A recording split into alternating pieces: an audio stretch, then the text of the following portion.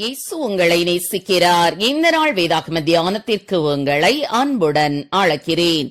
நாம் துதிக்கும் தேவனே, மௌனமாயிராதேயும்.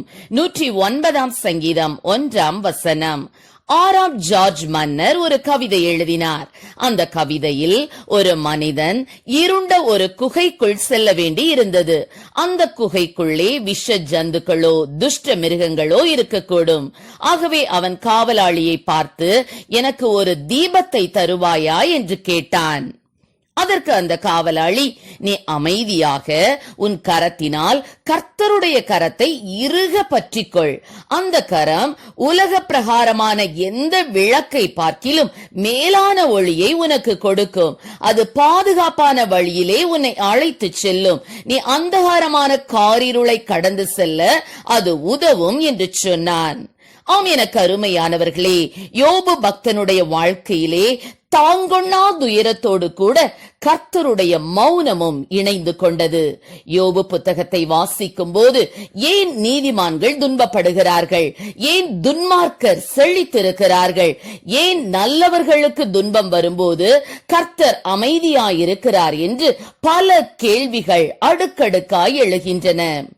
இந்த கேள்விகளுக்கு சாதாரணமாக மாம்ச ரீதியாக பதில் சொல்ல முடியாது.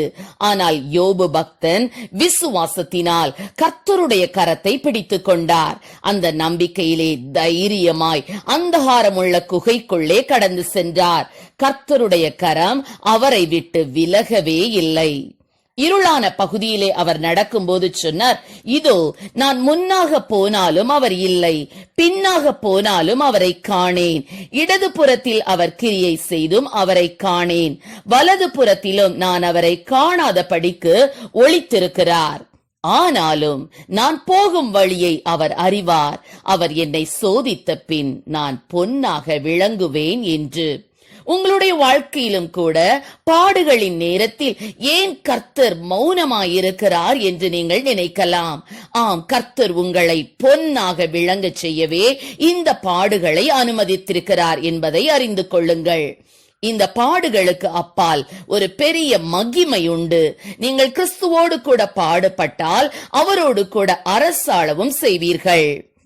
ஆம் பிரியமானவர்களே, பராக்கிரமம் நிறைந்த தேவனுடைய கரங்கள் நம்மை பற்றி பிடிக்க நாம் இடமளிக்க வேண்டும். அப்போது நாம் ஒருபோதும் கைவிடப்பட மாட்டோம். வெள்ளம் போல சத்துரு கொண்டு வரும் சகல சோதனைகளின் ஊடாகவும் தைரியமாக முன் சென்று நம்மால் ஜெயம் பெற முடியும். அவருடைய புயமே நமக்கு ரட்சிப்பாயிருக்கும். பின் ஏன் நாம் பயப்பட வேண்டும்? பதட்டங்கள், சந்தேகங்கள், கவலைகள் அனைத்தையும் உதறி தள்ளிவிட்டு அவரில் என்றும் நிலைத்து வாழ்வோம். நமது காலங்கள் கர்த்தருடைய கரத்தில் இருக்கிறது. எகிப்திலிருந்து தம் ஜனத்தை தமது வல்லமையுள்ள கரத்தினாலும் ஓங்கிய புயத்தினாலும் புறப்பட பண்ணின கர்த்தர் நமது கரங்களையும் பிடித்து நடத்த வல்லவராக இருக்கிறார். ஆகவே நமது கரங்கள் பாவத்தால் கரைபடாத படிக்கு தேவனுடைய பலத்த கரங்களுக்குள் இன்றே இருக்க ஒப்பு கொடுப்போம். கர்த்தர் நம்மை ஆசீர்வதிப்பாராக. ஆமென். ஜெபம்.